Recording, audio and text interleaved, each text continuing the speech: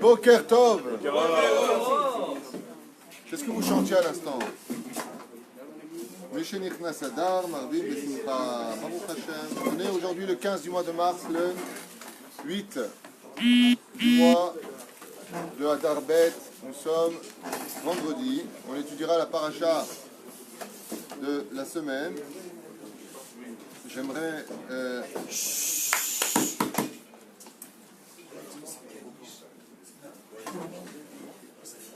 souhaiter une grande réfouach shlema pour tous les enfants d'Israël, Bichlalam et Abanim Shel Oraneli, Anna Elna Refana Laem, réfouach shlema Chlama Meira pour tous les enfants d'Israël. Je remercie Jonathan Bar. Hein? Plus loin David. Un grand Mazel Tov à la famille Nissim. Waouh!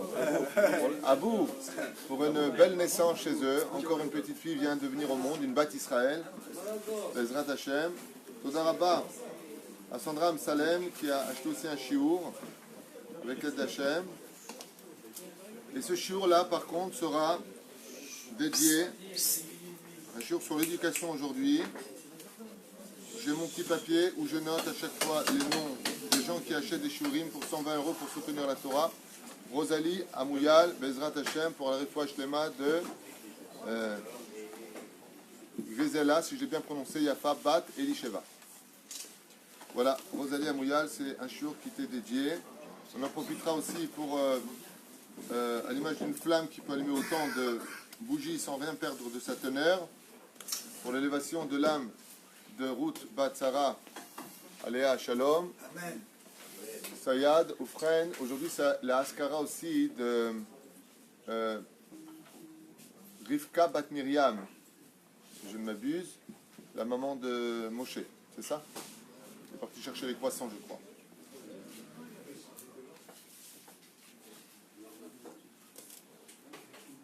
Mazal Shushan aussi, qui a aussi dédié un chiour. Elle est dans la liste. Laura Dey, qui a dit aussi un chiour. Patricia Yerozo, non, Yeranosian, si je prononce bien. Toda Rabba Tzkinuzot Masim Tovim, pour votre soutien, Hashem Varech Otak. Amen. Amen.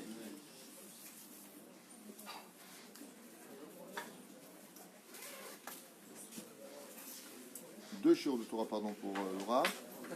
Hadjas Johan et Yakar, Toda Rabba Hashem Varech Otak. Shiman Da'an, Hashem Varech Otak, Bechol Hashem Tifne Taskut Tatzliach. Ça, c'est pour la Seuda Shlishi, Tzkunizot Masim Tovim.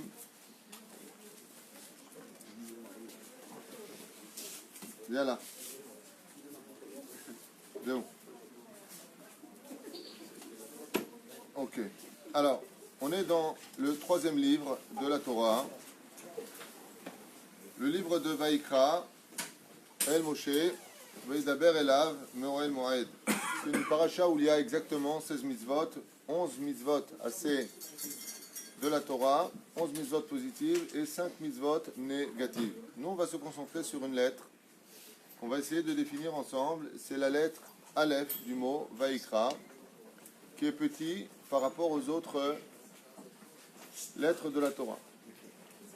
Zeira veut dire Katan, petit. Pourquoi Be'etzem, la paracha, commence avec, dans son premier mot, Vaïkra, avec un Aleph Zeira. De là, comme vous l'avez bien compris, le Aleph Todar Batskel Mitzvot, le petit Aleph, fait une allusion à l'humilité de Moshe Rabbeinu. Comme je vous l'avais raconté, à quoi ressemble un orgueilleux, à quoi ressemble à une personne qui a une grande bouche, à quoi ressemble à une personne qui se prend pour Dieu, un gros animal. Seulement quand un aigle royal voit un gros animal, il se jette sur lui, il lui insère ses serres dans la chair et il le becque, et il le mange. À quoi ressemble quelqu'un de humble?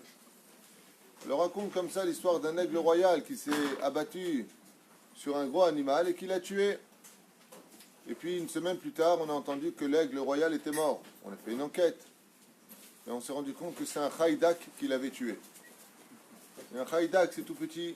C'est l'animal le plus petit de la création du monde. Plus tu te fais petit, et plus tu tueras tes ennemis. plus tu te fais humble dans ce monde, et plus tu traverseras tous les obstacles de ta vie. Et plus que ça, nous apprend la paracha qu'un verre plein ne peut pas se remplir, mais un verre vide peut se remplir de la Shekhinah. Étant donné que Moshe Rabbeinu était vide de lui, il a pu se remplir d'Hachem. D'où l'expression Vaikra El Moshe. Il l'a directement appelé pour nous expliquer que comme Moshe Rabbeinu alav shalom était un homme qui savait s'effacer, qui savait recevoir, qui savait écouter, qui savait arranger, qui savait annuler pour lui, pour laisser de la place à l'autre, comme Machatzita Shekel, donner la moitié d'un shekel, c'est savoir s'effacer à moitié pour laisser un peu de son existence à l'autre. Alors Moshe Rabbeinu, il a pris cette paracha pour lui. C'est d'abord Rishon. La deuxième chose qu'on apprend du Elef Zeira, c'est ce que nous ont dit déjà les Chachamim. Étant donné qu'on commence à parler du Seder des Korbanot dans ce livre-là, surtout dans Vaikra, Adam qui akriv mikem korban lachem, une personne qui viendrait apporter un korban, il y a un très grand moussar eskel, il y a une très très grande moralité à reprendre de tout cela, c'est que qui peut venir s'occuper des korbanot? On a déjà un exemple avec la para adouma.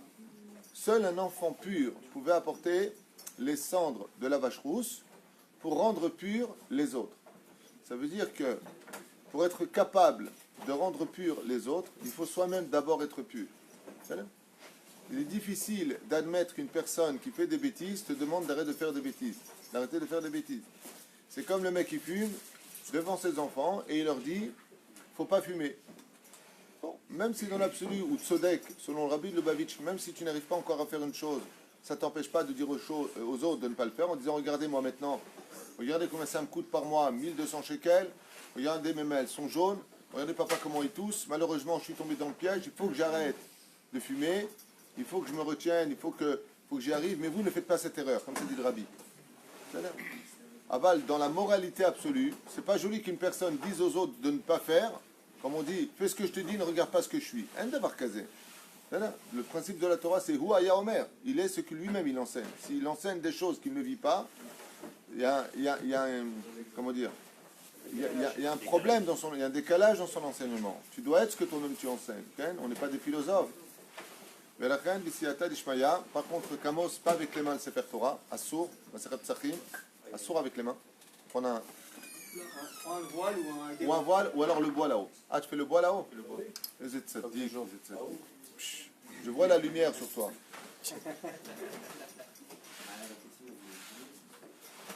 La reine, étant donné qu'on parle ici de ce qui va nous rendre purs, les korbanot, les sacrifices, alors il est bon que celui qui va aller prendre les sacrifices, celui qu'on enseigne dans ce domaine-là, c'est le petit. Qui c'est le petit de la famille? C'est l'enfant.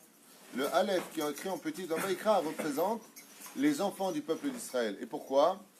Parce que, Girotai Verabotai, retenez ce que je vais vous dire maintenant, il y a une chose qui peut être au-delà de toute chose dans ce monde, qui est le best and the best and the best and the best.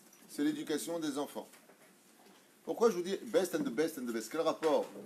Eh bien, celui qui a fauté dans ce monde, hormis le fait qu'il doit faire teshuva, des fois il doit payer aussi sa dette. Ça veut dire que, ok, il a fauté, il a fait des tahanunim, il a demandé pardon, il a arrêté la faute, il a pleuré sa race, il a jeûné, il a monté sur une étoile ou sur un oreiller, on s'en fiche.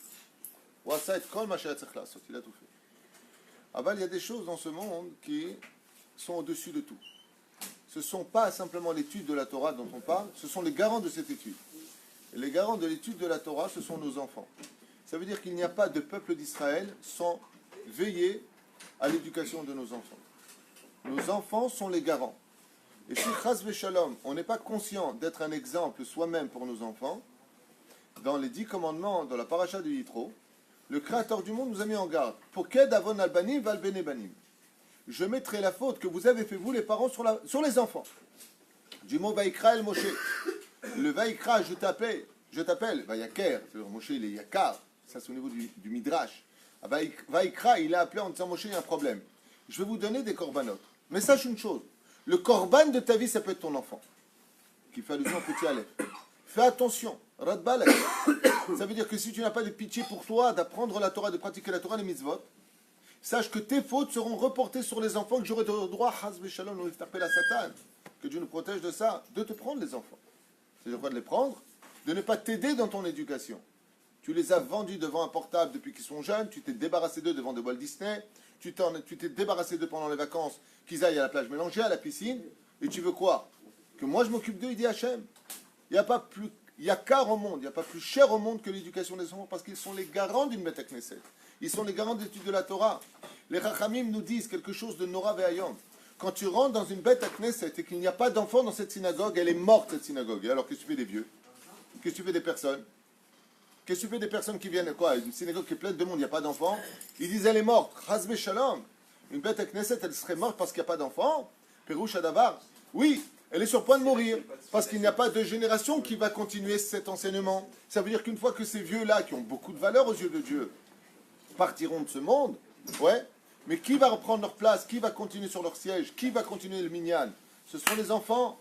C'est pour cela qu'il n'y a pas une chose plus grande au monde, le 3e livre de la paracha qui est au centre. Il y a 5 livres. Elle est au centre. Pourquoi on commence d'Afka au centre pour les korbanot? Pour te dire que le centre de tout ce que tu as appris des Avot Akdoshim, le livre de Bereshit, la sortie d'Égypte, le livre de Bamidbar, où on va grandir en tant que nation indépendante. C'est pour ça qu'il va y avoir beaucoup de catastrophes dans Bamidbar, parce qu'on a quitté le Yupala, donc on va commencer à marcher tout seul, donc on tombe. Et pour finir avec Devarim, le Mishneh Torah, qui va résumer la totalité, le centre de tout ça, c'est nos enfants. S'il n'y a pas les enfants au centre de tout cela, Abraham, Tzrak et Yaakov sont venus pour rien, la sortie d'Égypte a eu lieu pour rien, et ainsi de suite. Car toute l'histoire de la sortie d'Égypte, c'est pour que tu racontes à tes enfants et à tes petits-enfants. L'histoire de Purim, c'est pour qui? Pour les enfants. L'histoire de Hanouka, c'est pour les enfants. La Torah nous met en garde. Rien dans ce monde, ni ta parnassa, ni ta belle famille, ni ta famille, ni quoi que ce soit dans ce monde ne doit passer avant tes enfants. Rien, rien, rien. Il n'y a pas. D'abord, l'éducation de mes enfants. D'abord, s'occuper d'eux. Et ensuite, Be'ezrat Hashem, alors je pourrais faire de ma vie ce que je dois faire. Mais pour cela, de quoi on parle dans la paracha? Des sacrifices. Les sages nous disent, l'éducation des enfants, si tu veux qu'elle soit réussie, il faut que tu aies la notion en toi de te sacrifier pour eux. Adam qui akriv mikem, de vous, il faut que tu te sacrifies pour tes gosses. C'est dur d'éduquer un enfant. Je dirais même que c'est un métier d'éduquer un enfant. C'est ce qu'il y a de plus dur au monde. C'est compliqué. Alors on va donner quelques matkonim aujourd'hui avec l'aide d'Hachem, quelques petites recettes pour savoir comment éduquer un enfant, qu'est-ce qu'il faut faire et surtout ne jamais faire. En très peu de temps, ce sera difficile, mais ça fera du bien à nos oreilles, un petit récapitulatif, parce que même s'il y en a qui parmi vous sont déjà plus en âge de faire des enfants, il n'y en a pas beaucoup, grâce à Dieu, il y a aussi les petits-enfants, et les grands-parents ont aussi un devoir vis-à-vis des petits-enfants, mais de façon très limitée. On en parlera, si j'oubliais, tu me le rappelleras égal. Et la première règle à retenir, c'est que l'éducation des enfants ne peut pas se faire si tu ne te sacrifies pas pour eux. Si tu n'es pas capable de... Adam qui akriv mikem, de toi-même, tu n'es pas capable de te sacrifier pour eux, il n'y a pas d'éducation réussie. Tous les gdolim, tous les grands en Torah, vous observez leur biographie, vous tombez sur des parents qui se sont sacrifiés pour eux. En davar kazé, c'est très rare de trouver des grands qui ont grandi s'il n'y avait pas les parents derrière, qui ont prié, qui ont pleuré, qui ont jeûné, qui ont tout laissé tomber au monde pour relever leurs enfants. Pourquoi tout à l'heure je vous ai dit que c'est au-dessus de tout?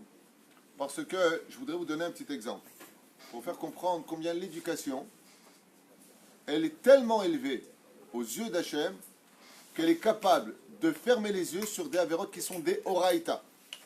Je vous donne un exemple. Maran Arav Ovadia Yosef, Zecher Tzadik Vekadosh Ibracha, qui s'est sacrifié pour ses enfants, à veiller sur eux, à étudier avec eux tous les jours. Tous les garçons qu'il a sont tous Rabbanim Posek Halacha. Quand tu regardes sa biographie, le Rav Ovadia Yosef passait une demi-heure à 1 heure jusqu'à 2 heures d'études avec chacun de ses enfants. Ah oui, tu veux des enfants qui soient dans la Torah, il faut bien t'étudier avec. Maran Arav Ovadia Yosef, il investissait tous les jours de l'étude. Il allait réveiller ses enfants les uns après les autres. Une fois qu'il avait fini avec Yitzhak, il allait réveiller David. David allait se coucher à 2 heures du matin, à 4 heures il allait réveiller Abraham, étudier avec lui. Combien de Messirut Nefesh? Tous ses enfants, je crois qu'il en a 5 si je ne me trompe pas, garçons je parle, c'est aussi une fille, tous sont posek halacha. derrière moi là, ici. Itkut Yosef, son fils.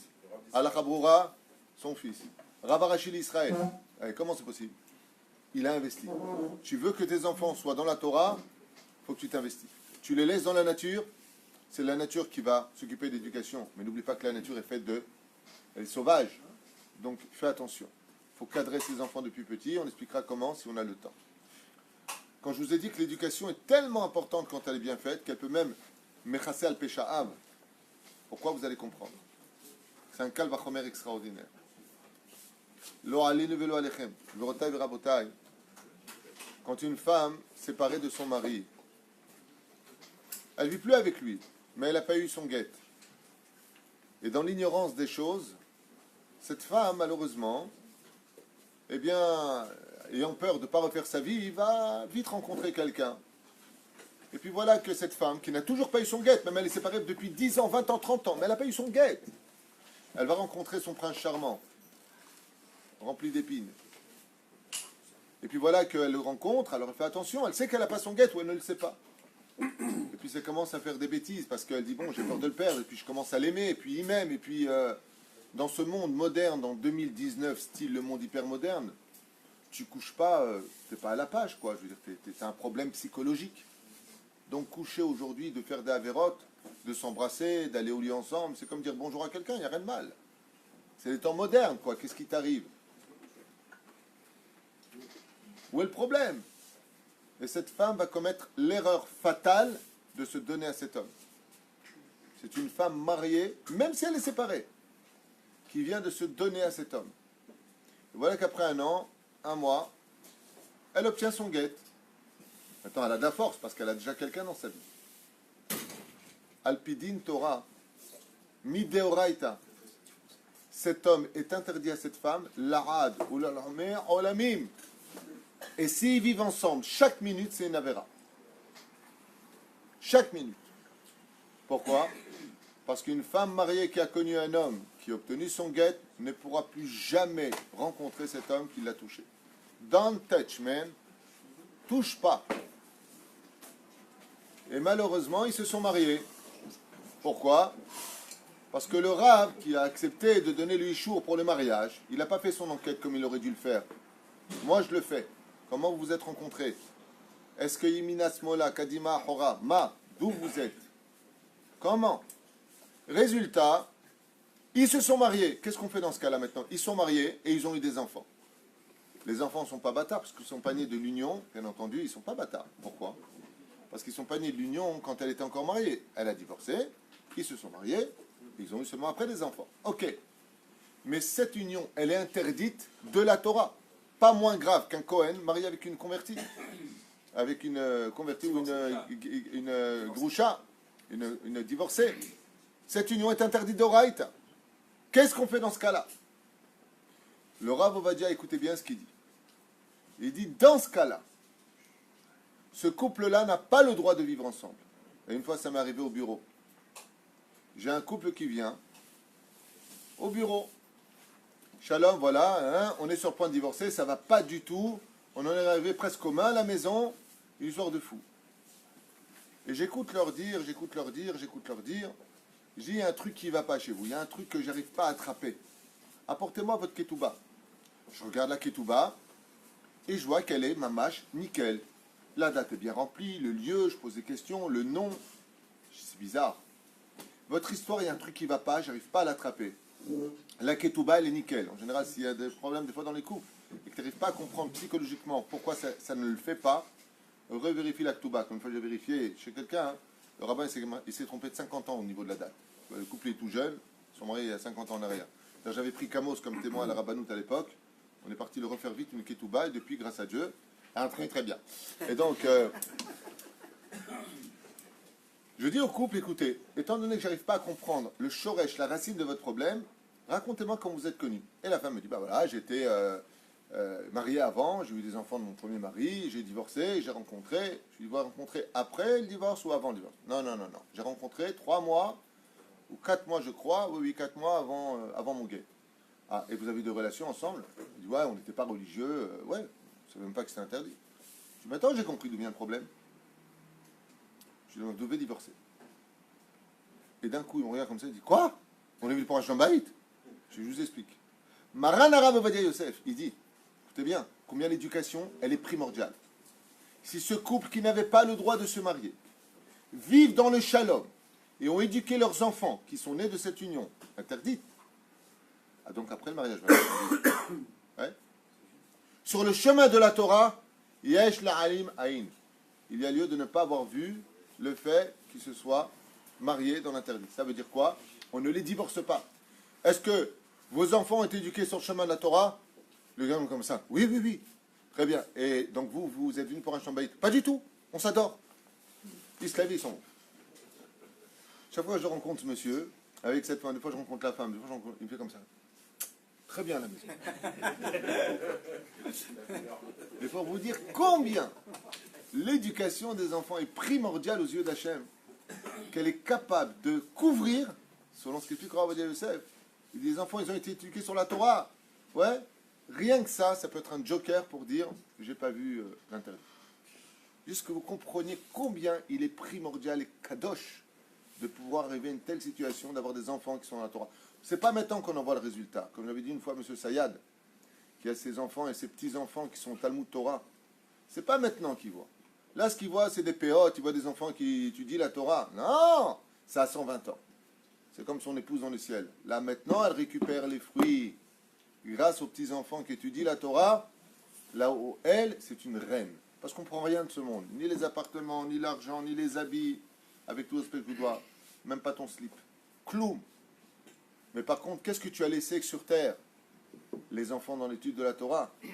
Comme on dit la Gemara, celui qui a des enfants tzadikim sur terre, comment on l'appelle en haut, même si c'était pas un tzadik, lui, on l'appelle tzadik. Je dis, mais non, mais moi je suis pas tzadik. Tu as laissé des enfants dans la Torah, alors tu es tzadik. Z'asrut shelcha. Et je m'étonnerai toujours d'une chose, que je dis partout où je vais. Je ne comprendrai jamais que des pères qui ont une kippa, des tzitzit, qui croient en Dieu, des mamans qui ont des jupes et des kissouim qui disent croire en Dieu et qui ne mettent pas leurs enfants dans le Talmud et Torah. Ça, je ne le comprendrai jamais. En quoi tu crois? Comment tu peux croire en Dieu, tu mets ton fils dans une école laïque ou semi-religieuse ou je ne sais pas ce que tu fais? Il n'y a pas de Rajamaï. Ça ne correspond pas. Je ne comprends pas. Mais je ne comprends pas. Tu crois en Dieu, en la Torah? Vous connaissez mes enfants? Ils ont tous été éduqués depuis petits dans les Talmud et Torah. Vous voyez des handicapés? Vous voyez des teubés? Je vous souhaite, mes enfants, que Dieu les bénisse. Je vous les souhaite. C'est pas que les miens sont mieux que les vôtres. Mais en quoi ils sont? Mon fils, il a 21 ans, que Dieu bénisse. Il est rave de qui il a. Il est directeur du collège. Et il dirige les choses ici, Bekapaim. Tous les Avrechim qui ont 30 ans, 40 ans, me disent jamais on a autant évolué depuis qu'il est là. Pourquoi? Zeda Torah. Il étudie la Torah. De quoi vous avez peur? Vous embrassez le Sefer Torah, vous aimez la Torah, vous allez voir les Vijnistes, les Bez, les Breslev, les Lubavitch, les Kippot Srugot, le Rav Kook, tous ont éduqué leurs enfants où? Au Cheder. Tous ont mis leurs enfants au Talmud Torah. De quoi vous avez peur? De quoi vous avez peur? C'est quoi le truc qui vous gêne? La réponse est, mais quel métier il va faire? D'abord et avant tout, c'est moi vous dire qu'en tant que consulting, plus les mecs ils travaillent, plus ils ont des dettes. Au moins, ils sont peut-être pas d'oseille, mais ils n'ont pas de dettes. Aval dans le tachlès des choses. C'est le nachon. Mon fils Ephraim, il a grandi toute sa vie au Talmud Torah. Il n'a pas voulu être avrère. Il dit, papa, je ne veux pas être avrère, je vais apprendre un métier. Il apprend son métier maintenant. Il a fait son service militaire, il apprend son métier. Mon fils Elia, vous le connaissez, pareil. À 18 ans, il a quitté sa province, le cœur léger. Hein? Il m'a dit, papa, je ne veux pas être avrère, je veux apprendre un métier. Il a fait son service militaire là où il fallait le faire, c'est-à-dire à Nachal Haridi, là où il n'y a pas de femmes, il fait son militaire. Il a fait ses diplômes de cuisinier. Baruch Hashem, il a pris un métier. Mabaya. La parnassa, elle ne dépend pas de ton étude. C'est important d'avoir des diplômes, mais tu peux le faire après. Je vais vous raconter une anecdote, Blia Ainara. Mon fils Yehuda, à la fin de cette année, avec l'aide d'Hachem, lui qui a fait toute sa vie yeshiva, aujourd'hui il fait la Michlala. À la fin de cette année-là, il prend son premier diplôme en psychologie et pédagogie enfantine. Sur tous les élèves qui sont à la Michlala, c'est une petite université, l'examen dernier qu'ils ont eu, c'était pour 2 heures de réponse. Après 20 minutes, mon fils s'est levé, il a déposé son examen sur le bureau du moré. Il lui a dit, Yehuda, ta Selitova, reprends ton examen, va t'asseoir. C'est pas un tsrok ici. Tu es le plus jeune de tous qui sont là-bas, de tous les élèves. Et puis Yehuda lui a dit, vous avez dit, dès qu'on a fini, on pose et on s'en va, Nachon. J'ai posé, je m'en vais. Il lui a dit, alors attends un instant. Il a regardé comme ça.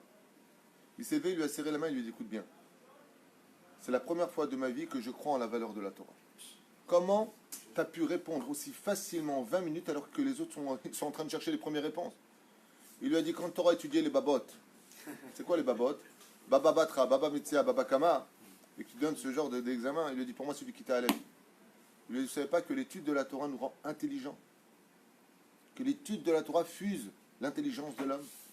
Les Coréens du Sud sont venus en Israël pour comprendre d'où vient ce peuple qui est capable de sortir toutes les 2 semaines des diplômes, des inventions.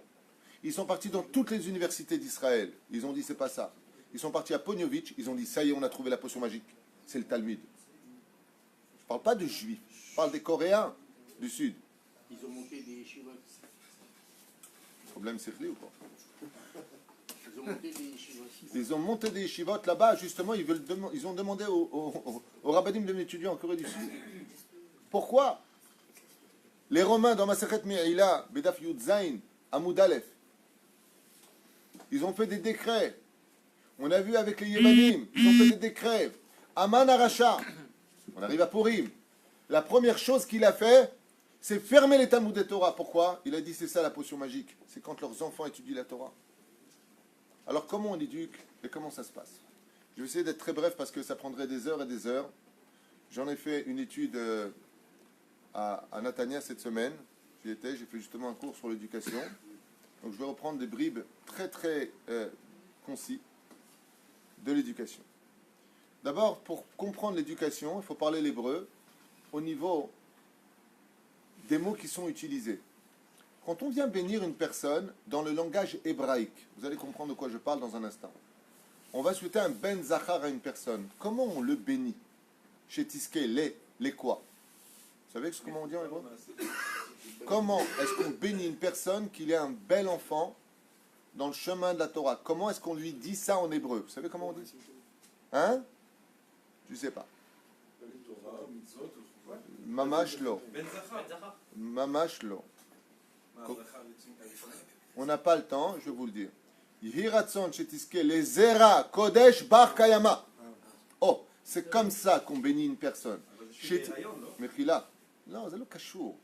Shetiske le zera kodesh. Le mot les zera kodesh, je vous expliquer de quoi on parle. C'est ça l'éducation. Une fois, on a posé la question au Chafetz Chaim. Je vais traduire, vous inquiétez pas. À partir de quel âge on éduque son enfant? Il lui a dit à partir de ta propre naissance. Du jour où toi tu es né, tu vas commencer à éduquer ton enfant. Quand tu viens pour bénir en hébreu une personne qui est un enfant, Yeratson shetiske, les zera kodesh.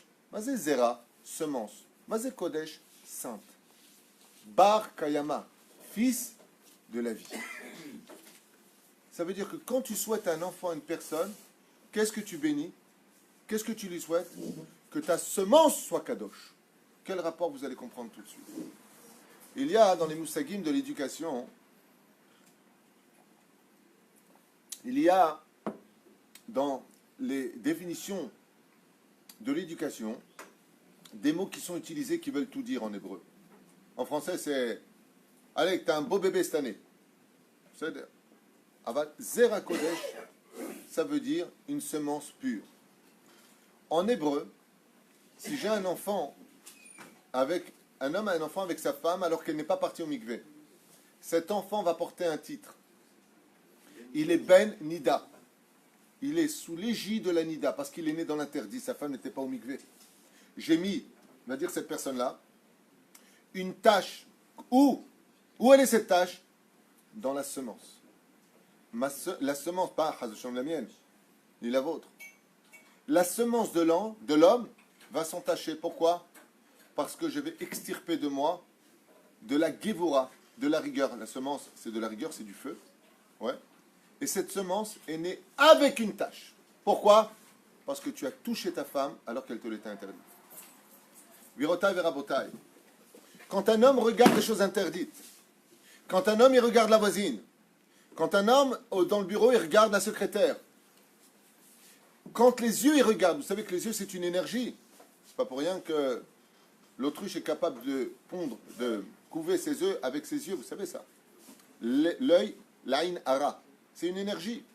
Quand tu regardes une femme que la Torah t'a interdit de regarder, donc toutes les femmes à part ta femme et ta mère, ouais, tu as le droit d'observer ta mère, c'est ta mère, mais tu as le droit à ta femme, bien entendu, c'est la tienne. Aval à part ça, ne regarde pas. Ça veut dire quoi, ne regarde pas? Ne commence pas à définir avec tes yeux les choses. Quand tu es en train de mater une meuf, en 2 mots, tu marches dans la rue, bah, quel canon! T'as raison, tu vas exploser d'ailleurs. Ouais. Tes yeux, quand ils regardent, une fois que ça rentre dedans, et que ça va du côté gauche du cœur où tu te régales, pendant une fraction de seconde qui vont te coûter comme la bouffe. Tu manges en 5 minutes, une semaine de régime. Pour se débarrasser de cette avéra, ça prend du temps. Mais une fois que c'est fait, d'après vous, cette femme que tu as regardée, qui t'était interdite, elle va où? Elle descend dans l'excitation de la Gvora.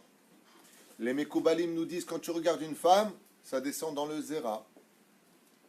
Et quand on a regardé une autre, ça descend dans le Zera. Et quand on a regardé encore une, ça descend dans le Zera. Ce qui fait que le mec, le soir, il rentre, il a maté 3 meufs dans la journée. Chopchi, chopchi. Le monde est un FKR. Lui, il pense que le monde, il n'y a pas Dieu qui regarde par ses yeux. Il va avec sa femme. Quand le Zera, il sort, la semence, elle sort de lui pour aller chez sa femme. Qui c'est qui sort avec? Combien ils étaient dans le lit? 4. Il y a lui, il y a sa femme, et les 2 autres qu'il a regardé la journée. Dans le Zera, il n'y a pas que lui. Il y a lui et les interdits. Ce qui fait que le Zera, il est devenu tamé. D'où l'expression en hébreu. Tiske le Zera Kodesh Bar Kayama. Dougma, prenons un exemple de la Torah. Un exemple de la Torah. Yaakov, il a vu Rachel. Quelle bombe, c'est ma femme. Elle est belle. Lavan, il change. Il lui met Léa. Yaakov, dans l'obscurité la plus totale, vient sur son épouse faire la misva de Piria Verivia, misva Tona. 2 misvot. Il va avec elle. Dans son esprit à lui, il est avec qui? Rachel. Donc, quelle image il a en lui? Celle de Rachel. Elle s'est mise en empreinte dans son zéra à lui, dans sa semence. Mais c'est Léa. Combien ils étaient quand ils ont fait cet enfant? 3. Donc, Réhouven est né avec une tâche. Ça s'appelle Ben Temoura. C'est un enfant qui vient d'une autre pensée. Qu'est-ce que fera comme erreur Réhouven? Il va déplacer la couche de son père justement pour l'action de faire des enfants. Il va lui déplacer sa couche. Les Chachamim, ils disent, vous vous rendez compte? Parce que Yaakov, le pauvre, dans l'ignorance, alors à plus forte raison si ce n'est pas dans l'ignorance, il a pensé qu'il était avec une autre femme. Pensez! Alors qu'il était avec sa femme. Vous imaginez la catastrophe d'un mec qui regarde un film avec sa femme, et il y a dans le film James Bond, ou Nafalabou, comment ça s'appelle, une super gonzesse, et il la mate. Mais comme c'est un film, et qu'on est dans un monde débile, c'est moral. C'est un film. Et même, il regarde sa femme, il dit, elle est belle, hein? Elle n'a pas vieilli, hein, Sharon Stone. Ah, elle est bien, hein? Et ça, on me dit, ouais, elle est mignonne. Enfin bon, on s'en fout. Habibi, quand tu vas aller au lit avec ta femme après, il y a Sharon Stone avec toi. Et ton enfant, c'est le fils de ta semence, de son ovule et de la Goya. Ça, tu ne le sais pas. Ce qui fait qu'après, tu t'étonnes en disant, et c'est ce qu'a voulu dire le Chafetz Chaim. Il dit, mais attention, Habibi, tu veux savoir à partir de quand tu commences l'éducation? Quand tu auras compris que ton zéraï doit être tamid Kodesh. Kodesh! Fais pas d'Avera. Alors, c'est bien sûr que c'est dur. C'est sûr que c'est dur. Mais c'est ça la Gdusha d'Egdolim. Comment est-ce que Rabbi Yaakov Abu Hatzera, il a eu un fils du nom de Rabbi Mesaoud, Kodesh Kodashim, parce que ses yeux n'ont jamais fait rentrer dans son zéra de la Touma. Comment est-ce que Rabbi Mesaoud, il a eu des enfants aussi kadosh que Baba Saleh, Baba Haki? Parce que ses yeux n'ont pas rentré dans son zéra autre chose que sa femme. Comment est-ce que Baba Saleh, il a eu que des fils tzadikim? Parce que ses yeux n'ont pas rentré dans son zéra. Zéra Bar Kayama. C'est un zéra qui est kodesh. La reine Vaikra, c'est écrit en petit. Fais attention. Il y a un yud en haut, il y a un yud en bas, et il y a une barre au milieu. Si tu veux que ton zéra, le yud d'en haut, il rencontre Bezrat Hashem la vie, qui est la lettre Vav, pour donner un enfant qui soit Kodesh comme la lettre Yud, toi-même, avant de dire à ton fils, je comprends pas, t'as pas honte, tu étudies la Torah, tu regardes des films, c'est comme ça. Papa, la vraie réponse, papa, quand tu m'as fait, il fallait pas regarder ce que tu as vu. Parce que tu m'as poked avon, avot, albani. Ce que tu as vu, tu vas transmettre à tes enfants. Les médecins le prouvent au niveau des chromosomes. Tu retransmets à tes enfants ce que tu es. Mais si on a fait des bêtises et qu'on était ignorant. C'est rétroactif, Tzadik, j'allais y arriver. Ça veut dire qu'une personne qui a fait ce genre de bézada, qui n'a pas de désespoir, au contraire, même un Ben Nida, il peut récupérer les choses. Et la preuve en est, Rouven reviendra dans les... C'est marqué dans Parashat Vayechi. Rouven, il est né Ben Temouraï, attention, sans Kavana. Sans Kavana. Oui. Rouven, est-ce que Yaakov vient pour les bénir? Et qu'est-ce qu'ils disent les fils?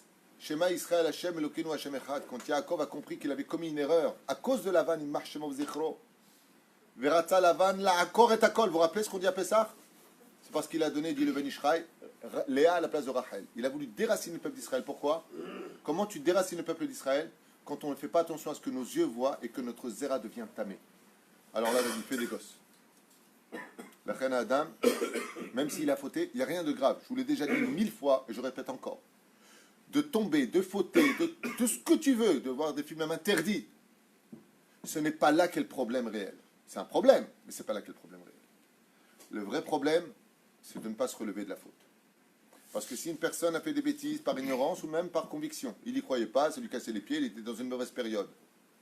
S'il fait teshuva, le salaire, dit le Rambam, c'est rétroactif. Ça veut dire que grâce à ta teshuva, tes enfants ils peuvent faire aussi teshuva. Alors entrons maintenant dans le matkon.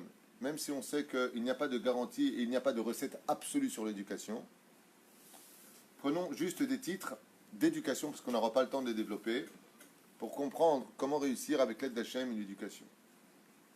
La première chose à retenir, c'est qu'il n'y a pas d'éducation sans verser des larmes dans les prières pour que nos enfants soient sur le chemin de la Torah. On pleure parce qu'on a des soucis à la banque facilement. On pleure parce que la belle-mère, elle est tout le temps à la maison. On pleure parce qu'on a des problèmes de santé. On pleure parce qu'on est malade. On pleure parce qu'on ne croit plus en la vie. Mais on pleure rarement pour éduquer nos enfants sur le chemin de la Torah. Comme souvent les gens ils disent que Dieu, Baruch Hashem, mes enfants vont bien, ils ont la santé, Zéou, Zélonachon. Zélonachon. La Gemara nous dit dans Masechet Sanhedrin, à propos de cet enfant qu'on appelle Ben Sorer ou Moré, que le Ikar, c'est pas que tes enfants ils soient dans la santé. Le Ikar, c'est que tes enfants ils soient dans la Torah. Le Rabbi Lubavitch disait un enfant qui n'est pas dans la Torah, c'est un enfant qui est malade. C'est comme ça qu'il définissait les gens qui vivaient sans Torah. Ce sont des gens qui sont encore malades. Basé cholé en hébreu, en français c'est agressif d'entendre des choses pareilles. Quoi, t'es pas dans la Torah, t'es malade? Suracon. Sodek, c'est vrai qu'il a raison de penser comme ça. Mais le mot cholé en hébreu, comment tu dis tomber, se retrouver, arrive dans telle situation? Par exemple, ça tombe lundi. Comment je dis en hébreu, ça tombe lundi? Zechal, bechol, bien. Mazechal, ça arrivera ce jour-là. Cholé veut dire, il est arrivé à ce point-là. C'est pas une insulte, le mot cholé. C'est pas malade, débile, mental. C'est pas ça que ça veut dire. Le mot cholé en hébreu, cholé, chal, bezé. Il est tombé en cela. Verotav et rabotai. La première chose qu'il faut retenir. Fais attention à ce qu'ont vu tes yeux avant d'avoir un enfant. Les Mekoubalim, ils disent à tel point que l'action d'avoir un enfant est si grandiose que la Shekhinah le descend. Avant d'aller toucher ta femme, fais Netilat sans faire la bracha, bien sûr. Ensuite, fais les tachanunim. Shabbat, tu n'as pas besoin de le faire. Pourquoi Davka Shabbat? Parce que le jour lui-même pardonne toutes les fautes. Celui qui est Shomer Shabbat Kel Chata, même s'il a fait Vodazara Kedor Enosh. Mochalim, Mochal, Mochel. Mazé Mochel. Cholé, tombé. Mochel, même. Provenance. Je vais le chercher de là où il est et je le ramène en haut. Vous avez remarqué ça? Cholé, Chal. Mochel. L'hébreu, il est extraordinaire pour comprendre le message de Dieu. Il n'y a pas mieux que ça. Tu prends la racine des mots hébraïques, tu dis un truc de malade. Si Dieu te pardonne, tu sors de la maladie. Cholé, Mochel. C'est clair au niveau des oreilles. Magnifique. Torah, mamash, exceptionnel. Et là, on y va. Matkon. Première chose, il faut que tu pries. Il faut que tu pries, toi, papa et maman, toute la famille, pour que tes enfants soient sur le chemin de la Torah. Deuxième chose, Arrête de dire constamment à tes enfants ce qu'ils doivent être ou ce qu'ils doivent devenir. Montre-toi l'exemple. L'éducation, c'est un exemple personnel. Je vous racontais l'histoire quand on a fait les débats ici. On a fait un show qu'on appelait les débats. Il y a longtemps, c'est vrai. Mais, tu sais, je suis un peu. Si vous connaissez mon emploi du temps, vous aurez pitié de moi. Il me dit là-bas, ouais, ça fait longtemps qu'on n'a pas fait. Ouais. J'ai fait les débats avec les gosses 2 fois. Ça devait être 1 heure de cours. On est resté 4h30. Je suis rentré chez moi, j'étais un zombie. Mais il y a un enfant qui m'a subjugué. Il y a un enfant là-bas qui m'a subjugué. On a parlé de Dieu pendant le débat avec les enfants. Toutes les questions qu'ils veulent sur Dieu. Et un enfant comme ça, de 12 ans, qui lève la main et dit, ouais, mais moi ça me fait rire, parce que vous parlez de la Emouna. La Emouna, mon père, il est hyper religieux. Ma mère, elle a le kissouille, on dirait, jusque-là, on la voit plus. Ouais. Et à table, mon père, il dit, il faut croire en Dieu. Je rentre dans la cuisine et il dit à maman, et comment on va faire à la fin du mois? Alors moi, j'aurais dit, ben, faut croire en Dieu. Tu veux que ton enfant y croit, ne lui dis pas ce qu'il doit croire. Tu veux que ton enfant il arrête de crier. Tu veux que ton enfant il respecte ta femme, donc sa mère. Tu veux que ton enfant il respecte ton père, mais donne-leur l'exemple. Les parents ils ne respectent pas. Le père, il dit à sa femme, devant l'enfant, de toute façon tu ne sers à rien dans la vie. Le fils, il entend qu'on peut se permettre de parler comme ça à maman. De qui il prend l'exemple? Du père. Après il dit à sa mère, de toute façon maman tu me saoules, tu ne sers à rien. À sa femme aussi. Mais tu te rends compte ce qu'il m'a dit, le petit? Eh, tu parles pas comme ça, maman. Mais papa, c'est toi qui me l'as appris. C'est toi qui nous as appris que maman, elle vaut rien. C'est toi, papa. C'est toi, maman, qui nous a appris que papa, c'est un fainéant. La reine, la deuxième des choses, tu veux éduquer ton enfant, sois un exemple de la vie. Tu veux lui enseigner l'amour, montre-lui qu'on peut aimer sa femme. Montre-lui qu'on peut s'aimer entre nous. Montre-lui que la vie, c'est une harmonie. Tu veux que ton enfant il fasse ses brachot comme il le faut. Montre-lui comment on fait une bracha, sans lui dire. Mais si tu dis, chacun baro, ton enfant il va faire pareil. Baro, vas-y, baro, mais des barreaux partout pendant que tu y es. Vas-y. Tu veux que ton enfant il apprenne, sache que c'est toi l'exemple. Comme je l'ai expliqué là-bas à Natania, il y a quelques Shabbats de ça. Pourtant mes enfants sont grands aujourd'hui, grâce à Dieu. À 1h du matin, je rentre pour aller dans ma chambre, je sors un livre de la Sifriya, je lis une ligne de ce livre et je le pose sur la table. Ma femme me dit, pourquoi tu as fait ça? Pourquoi tu sors le livre, tu lis une ligne et tu l'as posé sur la table? Je vais te dire pourquoi. Parce que je suis épuisé. J'ai plus de force. Et le sommeil du Shabbat, qu'est-ce qu'il est bon. Yamma, qu'est-ce qu'il est bon ce sommeil du Shabbat. Même dans le fauteuil, t'es comme ça avec la barbe. Qu'est-ce que tu kiffes. Qu'est-ce que c'est bon ce sommeil. J'ai dit à ma femme, je lui ai expliqué pourquoi. Parce que comme tout à l'heure à table, on n'a pas fait beaucoup de divrei Torah. On a plus chanté que fait des divrei Torah, ce qui n'est pas plus mal aussi. Et que mes enfants sont partis dormir.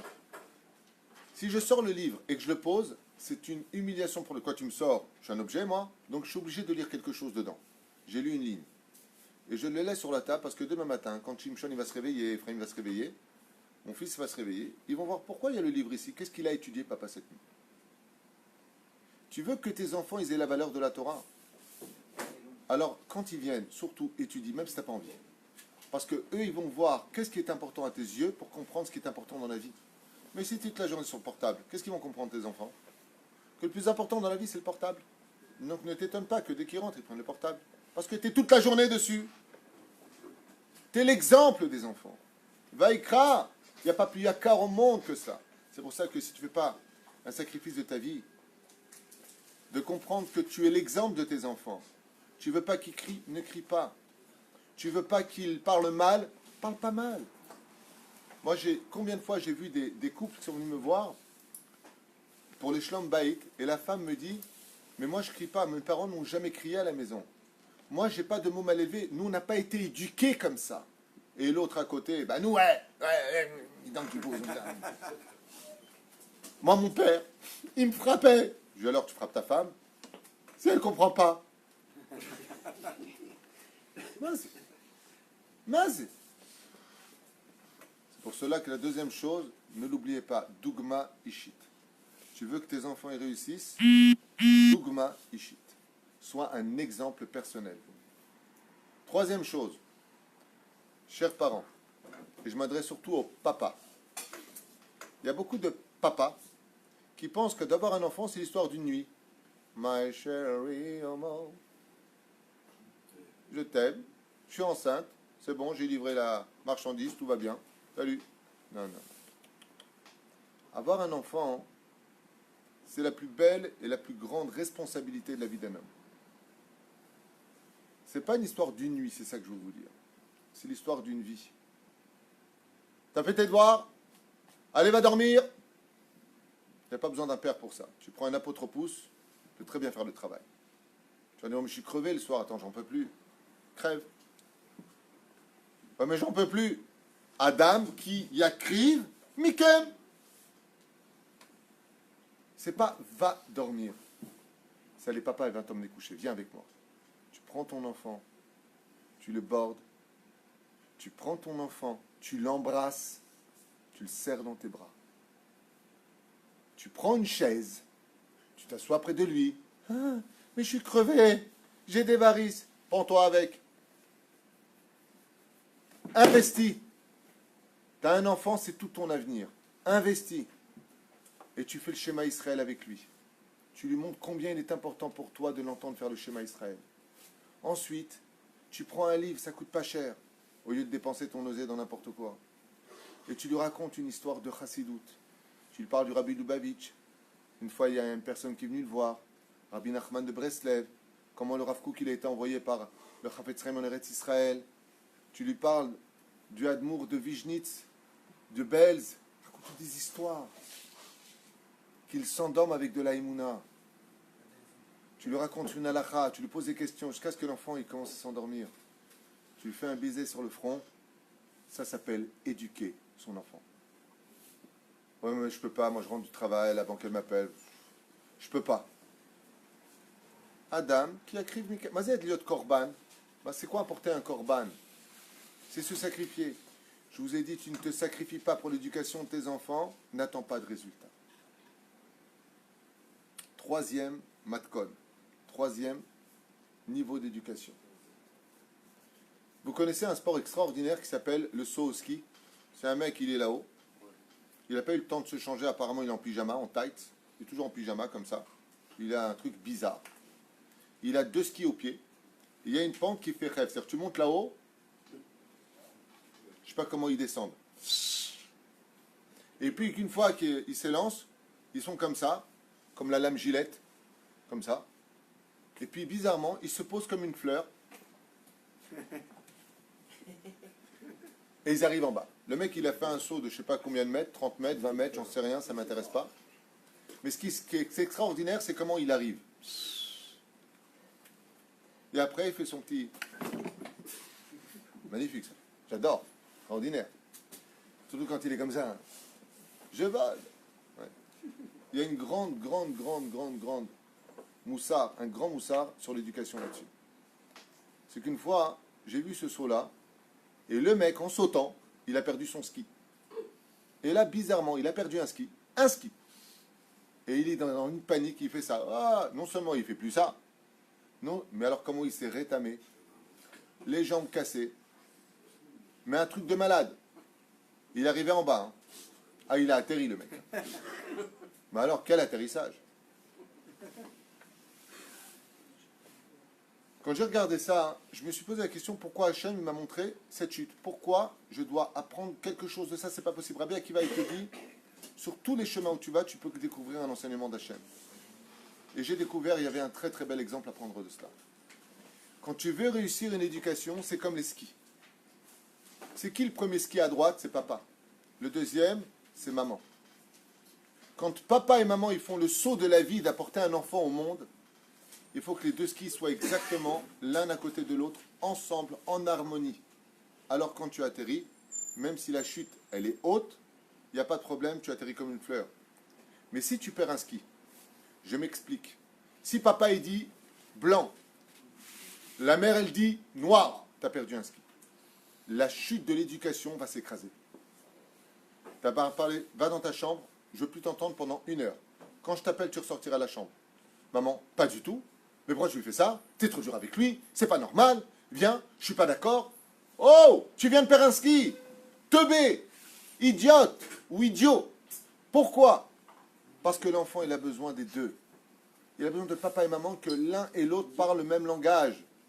Mais si la mère, elle contredit le père, ou que le père, il contredit la mère, tu as perdu un ski. L'éducation de ton fils, tu sais ce qu'elle dit?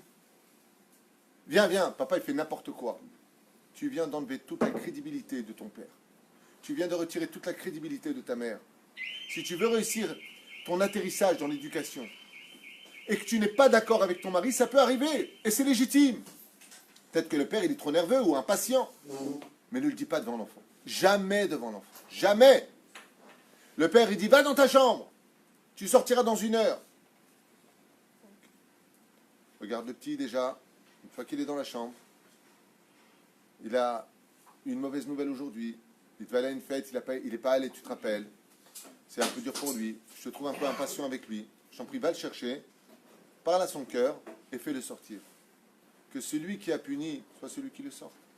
Mais que l'enfant y voit, même si tu n'es pas d'accord. Maman, elle a dit, mets-toi là-bas. Et toi, tu n'es pas d'accord.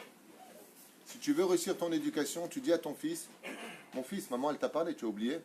Après, tu prends ta femme, tu la rentres dans la chambre et tu parles en catimini avec elle. Tu lui expliques que c'est zélo besséder. Tu as le droit de ne pas être d'accord dans l'éducation. C'est pas interdit. Mais jamais devant les enfants. Même si tu n'es pas d'accord. Je ne parle pas du père qui frappe le fils, le sang il sort et la mère elle dit bon ben voilà, on doit être d'accord. Pas de ça, bien entendu. On parle de choses normales dans une maison. Mais chasvé shalom, que le père il contredise la mère devant l'enfant. Ou que la mère elle contredise le père devant l'enfant. Tu as perdu un ski, ça ne monte plus ensemble. Et la chute, elle est mortelle pour l'éducation. Parce que tu vas apprendre à tes enfants des mots à dire et des conséquences qui n'auront plus jamais d'effet plus tard. Je vous explique en 2 mots. Une femme qui dit, de toute façon, tu n'es pas là pour les gosses, tu n'es jamais là pour eux. Devant les enfants. Ouais. Laisse-moi l'éducation, je t'en prie, ne te mêle pas. En plus, ce que tu dis, c'est n'importe quoi. Vous imaginez l'enfant ce qu'il vient de retenir? Papa s'est jamais occupé de moi. Super. Ouais. Il ne s'est pas éduqué. Ce qu'il dit, c'est n'importe quoi. Et après, tu dis, Kibboud Avahem, respect des parents. Mais c'est toi qui l'as pourri le gosse. On ne dit pas, même si le père c'est un fainéant, même s'il n'a jamais été là, même si quoi que ce soit, ne le dis pas. Parce que l'enfant, il doit respecter ses parents. Et l'enfant, il doit grandir dans une harmonie. C'est quoi l'harmonie? C'est entre Midatadin et Midatachesed. Tu as le droit de ne pas être d'accord. Mais vous vous rappelez, nos parents, enfin pas chez les Tunisiens, que plutôt nous, c'était chez le blond. Ouais. Vous vous rappelez, nos parents, enfin moi je me rappelle petit, quand il y avait une dispute des parents, qu'est-ce qu'ils faisaient? Ils rentraient dans la chambre, et on entendait des cris dans la chambre, on entendait même des vases se casser, des hurlements, ce que tu veux, et après ils ressortaient comme ça, et tu voyais que les bigoudis étaient de côté comme ça et tout. Mais pas devant les enfants. Tout éducateur te dira, on ne se dispute pas devant les enfants. Les enfants, ils ont besoin de croire que l'amour existe, que le shalom, il existe, que la vie, elle est belle, que la vie, il faut y croire, que Dieu, il existe. Mais toi, rien que tu le dis, rien que tu te plains derrière. C'était le 3e matkon. Le 4e matkon, qui n'est pas moins important, je finirai peut-être avec ça parce qu'il est déjà tard, je vais vous libérer, même si on n'est même pas à un quart du cours. Les grands-parents. Ah, les grands-parents, on va y arriver aussi. Alors, avant-dernier, c'est que chaque enfant, même s'il a été éduqué dans la même direction par papa et maman, grandira toujours différent les uns des autres. Vous allez avoir un enfant qui est bon, un autre qui est moins bon, et un autre qui est naze à l'école. La dernière des choses à faire, c'est de dire ton frère il réussit, pourquoi toi tu réussis pas. Ne fais pas cette erreur. Ne fais jamais une erreur de comparer ton frère à l'autre frère pour une seule raison. C'est que ton fils, avant de venir au monde, il a existé dans une réincarnation précédente. Et que si Dieu te l'a envoyé, c'est tout simplement parce qu'il avait besoin que cette personne, qu'il s'appelle ton fils, se répare pour la raison pour laquelle il est venu au monde, et c'est ce que dit le roi Salomon. Chanech et anahar alpi darko. Éduque cet enfant selon son chemin. Il y en a qui disent, misez son chemin, sur le chemin d'Hachem. Aval alpisod. Masé sur son chemin, cet enfant-là, il est né fainéant. Cet enfant-là, il est né nerveux. Cet enfant-là, il est né impatient. Cet enfant-là, il est né. Et l'autre, c'est Simon Templar. Parce que son tikkun, à lui, d'être le saint, celui qui dit, oui maman, tu as toujours des bonnes notes, qui ne fait pas de problème, il ne nous a jamais embêtés. Son tikkun à lui, il n'est pas là. Il est dans une autre dimension. Lui, il est né avec ce qu'il a déjà vécu. Il a déjà un bagage. Donc, l'éducation de cet enfant qui est fainéant, ça ne peut pas lui dire, de toute façon, toi, tu es un fainéant, tu ne sers à rien. Tu ne réussiras jamais rien dans ta vie. Tu sais ce que tu as gagné en disant à ton fils. De toute façon, qui c'est qui voudra de toi? Tu viens de le maudire qu'il ne se mariera pas. Quand tu dis à ton fils, tu ne réussiras rien dans ta vie, tu viens de le maudire qu'il n'ait pas de travail. Vous savez ça? Enseignement du Ben Ishraï, dans le livre Niflaot Maasecha. Quand tu dis à ton avis, de toute façon, toi, tu es un bon à rien, qui sait qui voudra de toi? Tu viens de le maudire qu'aucun patron ne voudra de lui. Parce que la parole des parents, pour la bracha comme pour la malédiction, tient sur les enfants. Pourquoi? Tistom et tapé. Aide l'enfant. Comment tu peux aider un enfant quand c'est ton enfant? C'est très simple. Je vous donne un secret de l'étude, un secret de l'éducation. Imaginez que, Baruch, je te donne mon enfant à garder, je dois partir 3 jours, je te demande de garder mon fils. Et que mon fils ne se comporterait pas éventuellement bien. Comment tu vas te comporter avec lui? Toute mesure gardée, tu vas essayer de dire, c'est pas sympa, hein, mais tu vas pas t'énerver sur lui ou lever la main. Pourquoi? C'est honteux, c'est le fils du Rav Twitou.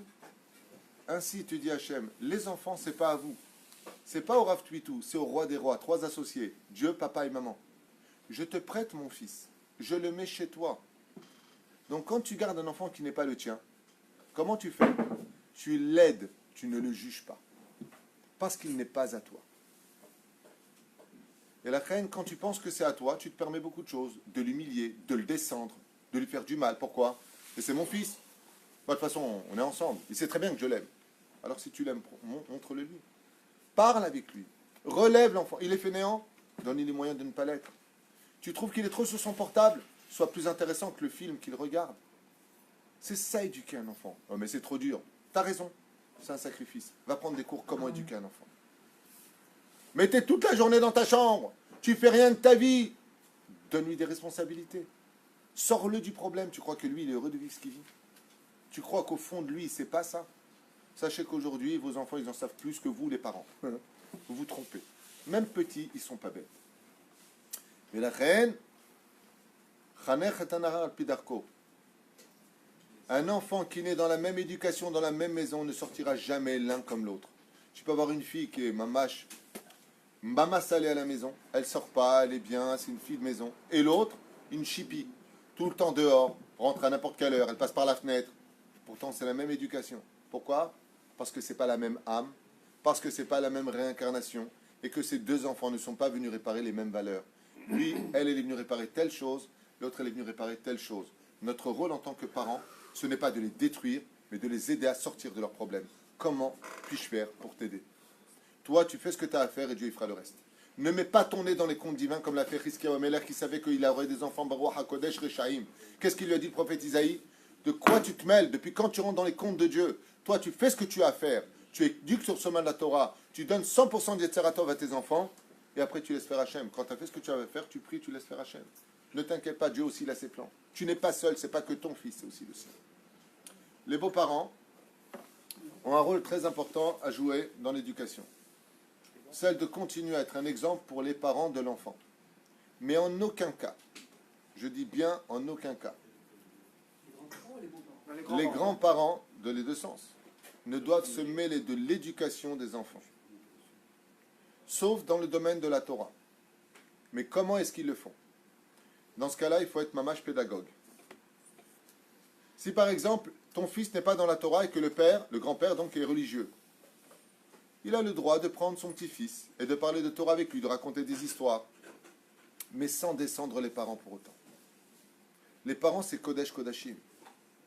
De l'autre côté, prenons le sens contraire. Les parents de l'enfant sont religieux, les grands-parents ne le sont pas. Écoutez bien ce que je vais vous dire parce que ça va faire des problèmes dans les familles, mais changez de chaîne, il y a d'autres rabbinim qui vous plairont certainement, qui iront dans le sens du poil. Si vous avez des parents, vous les parents de vos enfants, qui ne respectent pas votre votre façon de vivre. Vous voulez que vos enfants ils mangent badat, vous voulez que vos enfants ils mangent pas n'importe où, vous voulez que vos enfants ils n'aillent pas à la piscine mélangée, et que les grands-parents qui ont un esprit d'animaux qui comprennent rien, des teubés bedarga rishona, oui, teubés, ou enregistrez, mettez réseau Facebook, teubés bedarga rishona, qui n'ont pas de respect. Oh, ça va, tu me saoules. Ils emmènent votre enfant à la piscine mélangée, ils lui donnent une glace à manger qui n'est pas Khalav Shamour. Il est interdit de laisser vos enfants à ces parents-là. Il est interdit. Les Chachamim, je lui forage, vous savez ce qu'ils disent de ça? Il dit tout celui qui laisse ses enfants à des gens qui n'ont pas de hirat shamim, qui n'ont pas de respect pour l'autre. Ouais. C'est comme si qu'ils ont jeté leur enfant la molech. Tu as jeté tes enfants dans le feu. Tu veux prendre tes petits-enfants, c'est ton droit. Voilà, s'il vous plaît, belle-mère, voilà, maman, s'il te plaît, nous, on mange cachère. N'emmène pas le petit manger dans un kiosque, un truc comme ça, avec tes idées. Mais ça va, il n'a pas mangé de viande. Oh là là, vous êtes fanatique. Il n'y a pas fanatique. C'est où tu fais ce que je te dis, maman et papa. Ou sinon, s'il te plaît, je t'achète une poupée, tu vas le sortir à la place. Mes enfants, ce n'est pas des jeux. Mes enfants, ce n'est pas tes psychiatres. Ou tu respectes notre façon de vivre, ou tu ne les touches pas. Veze alacha. L'homme it pashrim al. Avant les parents, il y a tes enfants. À un tel point que le Shulchan Aruch a fixé que le respect des parents, écoutez bien, le Shulchan Aruch a fixé que le respect d'un petit enfant pour les grands-parents, c'est celui que doit un enfant pour une personne âgée. Pas plus. Pourquoi? Pour protéger les enfants. Éducation ratée. C'est quand le père du père, donc le grand-père, se permet de reprendre son fils devant son petit-fils dans son éducation. Tu as un mot à dire, tu prends ton fils de côté, tu dis, écoute, Baba, moi je ne t'ai pas éduqué comme ça. C'est pas joli la façon que tu fais, tu emmènes ton fils droit dans un mur. Tu es trop dur avec lui. Tu as le droit de lui dire, t'es le père. Oui, papa. Mais pas devant l'enfant. Jamais devant les enfants. Tu veux rectifier un tir, tu le rectifies de côté. Parce que tu n'as pas le droit, toi, en tant que grand-père et grand-mère, de disqualifier l'éducation ou de disqualifier la situation du statut des parents. Les grands-parents n'ont pas le droit de se mêler devant les enfants. De côté, ils ont le droit de prendre leurs enfants, de leur dire toute leur vérité entre quatre yeux. C'est honteux comment tu l'éduques. Moi, je t'ai éduqué dans la Torah, aujourd'hui tu laisses faire comme ça, ou alors tu es trop dur avec lui. Tout ce que tu veux. C'est familial, c'est pas grave, on s'arrange après. Mais de côté, pas devant les enfants. Tu as le droit de dire en tant que grand-père, regarde, moi, tu parles comme ça à tes enfants, je viens plus chez toi. Je n'aime pas que tu les traites comme des moins que rien. C'est pas joli, tu leur enlèves toute leur bitachon atzmi, comme on dit. Leur confiance en eux. C'est pas bien. Sache une chose, je suis pas d'accord avec ton éducation, mais pas devant les enfants. Tu as le droit de raisonner tes enfants, mais pas devant leurs petits-enfants. Zéperoucha Davar, faites très attention, vous les grands-parents, que quand vous venez chez vos enfants, vous n'êtes pas chez vous. Il y a une femme qui n'est pas votre fille, qui a éduqué, c'est elle qui se tape les enfants toute la semaine. Toi, tu débarques comme une fleur avec ton petit cadeau et tu viens faire la loi en 2 secondes et pourrir toute une éducation. C'est assourd. J'ai été clair, j'étais net, j'étais précis. C'est assourd. Tu n'as pas le droit. Ni au niveau du respect des parents, ni vis-à-vis de la Torah, ni vis-à-vis de Dieu, ni vis-à-vis des enfants. Tu n'as pas le droit. Tu débarques, tu veux faire quelque chose avec tes enfants, tu demandes à la mère et au père. Ça vous dérange pas, je prends les enfants, on va au manège. S'ils disent non, c'est non. S'ils disent oui, c'est oui. Mais nous, qu'est-ce qu'on fait? Ouais, ça va, tu me saoules, hein, j'ai pas fait ce voyage pour que tu me dises quoi faire avec les enfants. Oh! Oh! Quand tu es fatigué avec les enfants, qu'est-ce que tu fais? Bon, vous êtes où là? Je suis fatigué, vous venez prendre quand les enfants? Alors pour le meilleur, tu fais le roi et la reine. Et maintenant que tu es fatigué, c'est nous qui allons récolter le fait que tu les aies pourris en 2 secondes. Zélo kachaol. Mais ça, vous le comprendrez quand vous-même, Bezrat Hashem, vous serez parents, et que les grands-parents vont se la ramener. Les grands-parents, ils ont le droit de donner, parce qu'ils ont le meilleur des rôles. Ils prennent les enfants pour les meilleurs moments, et dès qu'ils sont fatigués, ils s'en débarrassent. Allez, venez prendre vos gosses. Alors, sois gentil au moins de laisser la légitimité de l'éducation dans les mains des parents, sauf si, bien entendu, des fois, il y a des cas de pervers narcissiques, ou de débiles mentaux, de schizophrènes. Dans ce cas-là, il faudra aller voir un chacham pour lui dire, voilà ce qui se passe. Mon fils, ou ma belle-fille, ou mon beau-fils, ou ma fille, a un problème d'éducation. Le chacham, il te dira comment agir. N'agis pas toi-même. Il y a des règles, il y a des lois, et il y a des moyens d'agir, mais ne fais pas Zorro est arrivé, je vais sauver le monde, alors qu'en réalité, tu viens plutôt de détruire le monde qu'autre chose. C'était pour le domaine des grands-parents, dans l'éducation des enfants, Bezrat Hashem. Si les petits-enfants ne sont pas dans la Torah, c'est une grande mitzvah pour le grand-père de dire aux parents, ça ne vous dérange pas que je vienne une fois par semaine, j'étudie avec votre fils, avec mon petit-fils. Ils vont dire, bêtard, je vais apprendre les lois, bêtard. On va le respecter. Surtout quand il y a des enfants qui sont religieux, qui sont dans la Torah, et que vous ne l'êtes pas, c'est votre droit, on ne juge pas. Mais respecte l'éducation et ne viens pas mettre ton nez dans leurs affaires. S'ils mangent beddin, ils mangent bedding, ne les emmène pas dans le restaurant en disant je vais donner que du poisson et que tu fais du bichou goy. Pourquoi tu te mêles? C'est leur enfant, c'est eux les tuteurs, c'est pas toi. La reine reste à ta place. Tout simplement. Acharon, Khavil, Ken, pas de questions. Alors je vous libère, même si on est loin d'avoir fini. Bezrat Hashem, on a parlé de Dougma Ishit, Vaikra El Hashem. C'est un remède, et je finirai avec ça pour vous dire Shabbat Shalom à vous tous.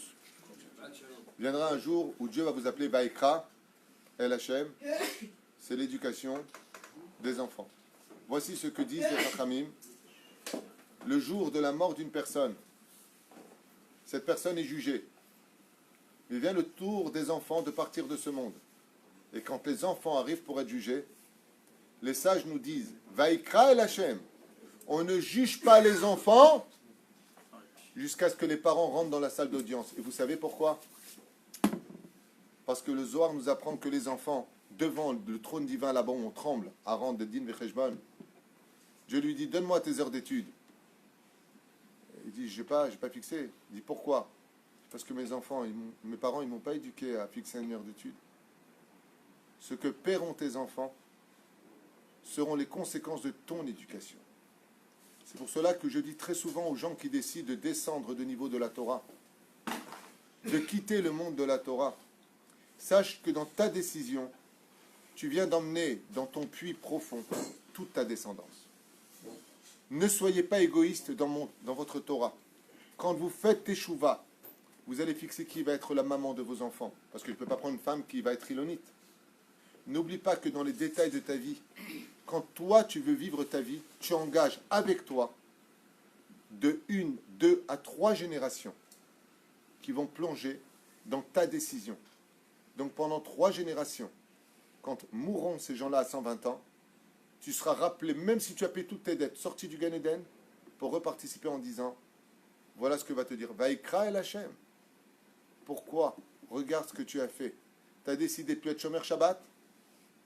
Tu as décidé de te marier avec une femme qui n'avait pas les valeurs du judaïsme.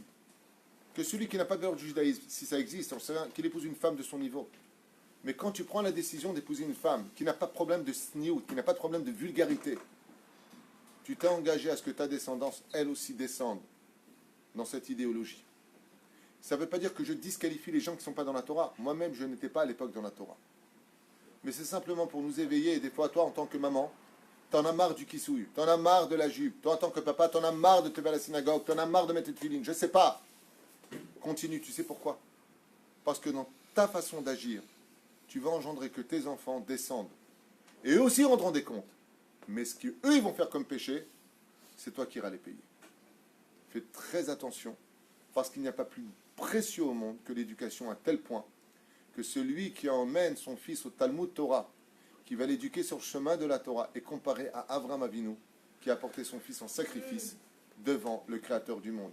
Cette paracha que nous lisons, à propos de tous les matins, on met notre filine, on s'attache, on fait une Messirut Nefesh, on se lève, on arrive au Bata Knesset, et je finirai avec ça, Rabotai. Comment est-ce que moi je peux vivre en 2019 de l'ère vulgaire, aujourd'hui, le sacrifice d'Abraham qui a amené son fils à Moria? La réponse est très simple. Si tu emmènes ton fils étudier la Torah, tu es comparable à Abraham Avinu qui a amené son fils devant le Créateur du monde. Et n'oubliez pas un détail, les clés de la parnassa, les clés de la santé, le zivoug, le couple, la réussite, le mazal, tout ça, c'est dépendant de qui? D'Hachem. Alors fais de ton fils qu'il soit un ami d'Hachem que son ennemi. Parce que celui qui a les clés de tous tes problèmes, la solution est chez lui. Aie confiance en la Torah et tu verras Bezrat Hachem, le fruit de tes entrailles, donner d'autres fruits pour toutes les autres générations. Shabbat Shalom.